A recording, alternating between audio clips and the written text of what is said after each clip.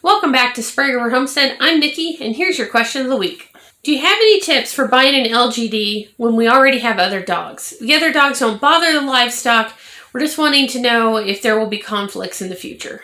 My suggestion to that is to buy a puppy. Puppy LGDs take a lot more training and a lot more time, but you won't have the same problems that you're going to have if you try and buy a full-size or full-grown dog.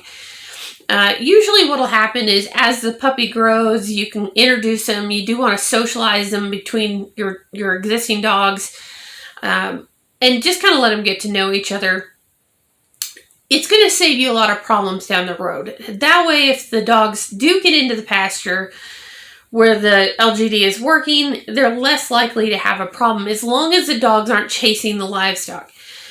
So we have 2 house dogs, and have had other dogs here when my parents have traveled and things. We've watched their dogs, and all of our LGDs do fine with the house type dogs.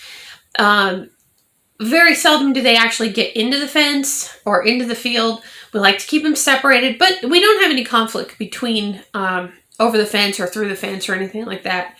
The only time we have any kind of problems is this last year. Of course, I got a collie, and she would try and round up the baby goats when they'd go out through the fence, and the LGD did not like this at all.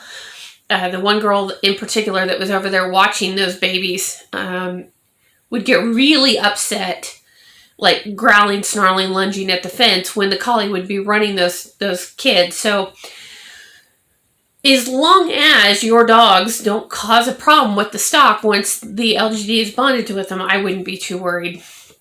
As far as other tips, it helps if they've been raised on a farm where there are other dogs, but like I said, as long as you're getting them as a puppy and socializing them, you shouldn't have any problems.